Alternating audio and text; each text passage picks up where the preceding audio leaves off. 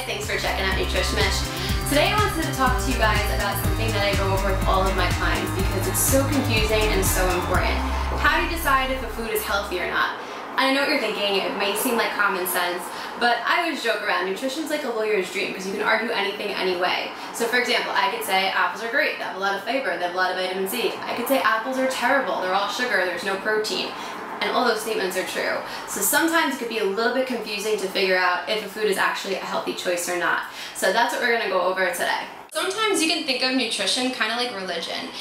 Everyone thinks their way is the be-all and end-all, but in actuality there's 1,000 ways to do the same thing. You just want to be careful that you're not hybriding philosophies. For example, you don't want to be like Weight Watchers in the morning and Jenny Craig in the afternoon and something else in the evening. So what you want to do is you want to just figure out what makes sense to you as far as the rules of nutrition. So this is my checklist that I like to go through with my clients. So the very first question you want to ask yourself is there nutritional value in this food?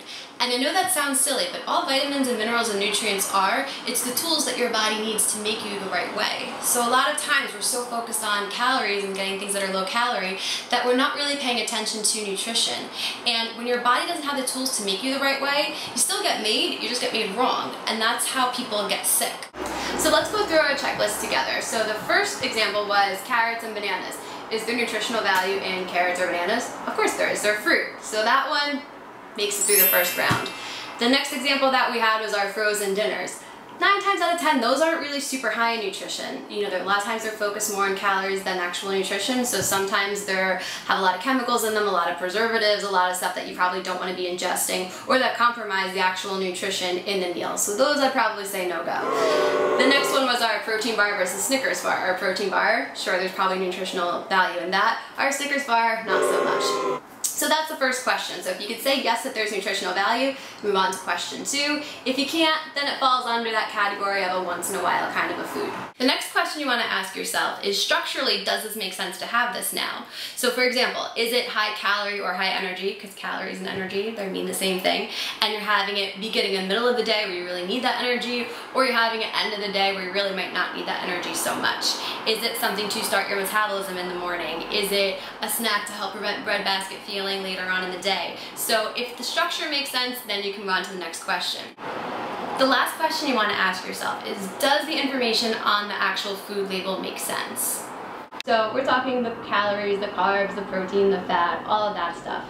Now, a lot of programs just look at that because it's tangible, it's quantifiable. You can't really build a program on quality or maybe not so much on structure, but it's easy to do it on things that you can count.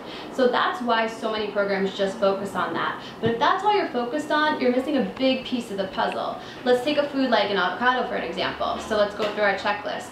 Is there nutrition in an avocado? Of course, tons of it.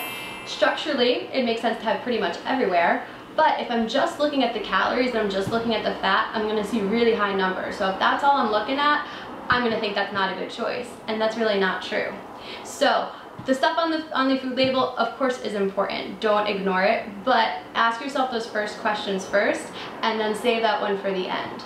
So if you can say yes to all 3 questions, you have a great food. If you can only say yes to the first 2 but not the third one, just like our avocado example, you have a great food, you just need to watch your portions with it. And if you can't say yes to at least the first 2, it's probably not the best choice, and you should probably save that for around 20% of your diet. You can't eliminate everything, obviously, all the time, but that just shouldn't be maybe a staple in your diet. Alright, so all 3 questions, you're good to go. First 2, it's great, just watch your portions. If you can't say yes to the first 2, probably not the best option. So that's it. That's how I decide if a food is healthy or not. Doesn't make it right or wrong. That's just the checklist that I like to go through in my head. If there's any foods that you were confused about, just go through that checklist in your head and see if it makes sense. If you'd like, comment below and let me know some foods that you really weren't sure if they were healthy or not, and I'd be more than happy to walk you through it, just in case you're not sure how to do it yourself.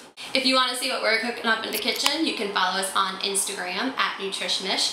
You can also just see what I'm up to. You can follow my personal account at Nutrish Mish After Hours. You can also check us out Facebook, www.facebook.com/NutrishMish. You can see all the recipes for all the good stuff we're cooking up on Instagram. Or you can follow us on Twitter at Nutrish_Mish. Comment below with whatever foods that you were wondering about. Make some suggestions about videos you would like to see, and we'll catch you guys next time. Alright, have a happy September.